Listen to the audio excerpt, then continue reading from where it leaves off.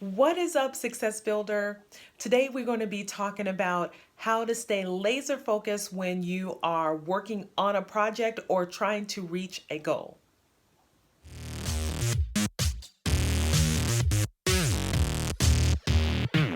We all have that thing, that project that if we had the right amount of focus, the right amount of time, the right amount of quiet, the right amount of allocated focus, laser time, we would get it done.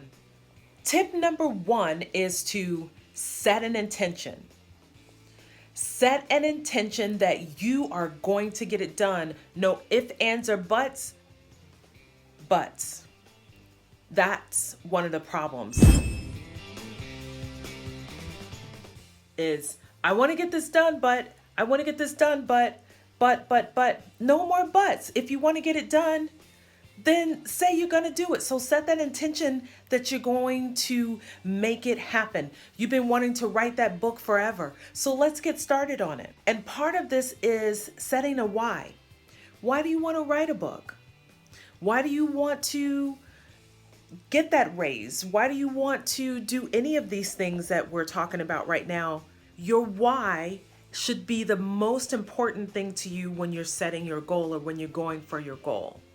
It should make you feel emotional. It should evoke some kind of feeling in you. It's got to be something that makes you feel so compelled to do it or want it or have it that there's nothing else that can top that. Otherwise, you'll just procrastinate because it's not important enough. Your why should make you cry. Tip number two is to tell people that you're on a deadline. They want to have coffee with you or talk or have a meeting with you to say, hey, for the next 2 or 3 weeks, I'm going to be out of pocket. I got an important deadline that I have to meet. Why don't we get together after that? When you tell people that, if they are loving and supportive and they want to see you succeed, then they won't have a problem with it. Don't forget to set your email responders, the autoresponder, and also the text autoresponder if you are able to do that. And just have a message there that says, hey, I'm sorry I'm not available right now. I'm away from my desk and I will be away for a certain amount of time. And when you do that, then they know that they're not going to get an answer from you right away. Which brings me to the next tip. And the next tip is to delegate. This is really helpful so that those small tasks that are necessary, but you can delegate them, someone else can do them, they don't fall through the cracks. Make sure that you have somebody else, if they can answer phone calls for you or return phone calls, answer emails, or even text messages for you. If they can do those things, delegate them to someone so that you don't have to worry about them falling through the cracks or you getting behind while you're working on your project. Next step is to find an accountability partner, or better yet, someone just for you to be accountable to. It gives you a person to say, hey, I've completed this. I did exactly what I said I was going to do.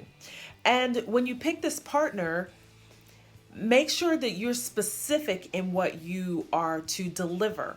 For example, if your project is to write 15 chapters in your book in the next 3 weeks, you want to write it out and say, every day I'm going to let you know how many chapters I wrote. And the plan is to write 2 chapters a day. Something like that. So your accountability partner knows what to expect from you. Now that your accountability partner knows what to expect from you, you need to know what to expect from you, and that is making a plan. Think about the parts of the project and all the tasks that are involved in it. Write them down in as much detail as you can. The great part of this is using a checklist. We all know how to use checklists because when you check those things off, you could celebrate. Don't forget to celebrate because each time you check one off, you can go, good job, Dee. Good job, Dee. It's time to take a break. The next tip is to get the things out of your head. Brain dump. Sometimes it's hard for us to stay focused is because we have monkey mind, a monkey brain. These things fly in our head. I have to do this, I have to do that. I can't forget to do these other 15 things. Well, if before you start, you get a notebook and all the things in your head that you think may distract you, just dump them. Just get them all down, and you can decide if these are some of the things that you can delegate or some of the things that can wait. Next tip, mute the electronics. Mute them. Computers, TV, all of that stuff, put it on mute. Put them on do not disturb. That way you don't hear the pings and the dings or any of those things. Hey, that rhymes. Pings and dings and any of those things. You don't hear all of that stuff. So it doesn't distract you. So that means that you know that you can work full out for an hour and then take a 15-minute break. Full out for an hour, take a 15-minute break. Full out for an hour, then take an hour lunch. And if you need to check your messages, then you can do that. My last tip today is to close your door. Close your door. If you work from home and you have a space that has a door, close it. If you work in an office space, in a cubicle where you don't have a door, here's my remedy to that. Put a note on the back of your chair that says, door closed, working on project. Oftentimes, people would come by because they want to chat it up with you or ask you questions or help them solve a problem or get your opinion or whatever that is, whatever it was, you couldn't work because somebody was always there. Tell people that when I have this sign on my chair, it means that I'm busy and I'll get back to you later. Slip me a note and I'll look at it later. I'm telling you, when I started doing that, it started spreading. And then I look around and I see people's chairs and it says, my door is closed, my door is closed. You'll see that when you do this, you will be supported. Most people are very supportive of that. And then when you see a sign on their chair, you support them as well. That is it. Those are my tips, and I hope you found one or more of them helpful. If you did, I love to hear which one. I'm just curious. Was it the sign?